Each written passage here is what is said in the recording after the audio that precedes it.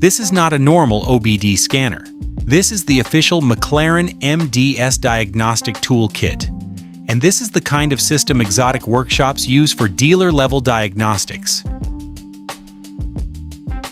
Inside the kit you get the MDS VCI interface OBD cables, preloaded diagnostic tablet power and communication modules. The entire setup feels like real OEM workshop equipment. Setup is pretty straightforward. Plug the VCI into the McLaren OBD port.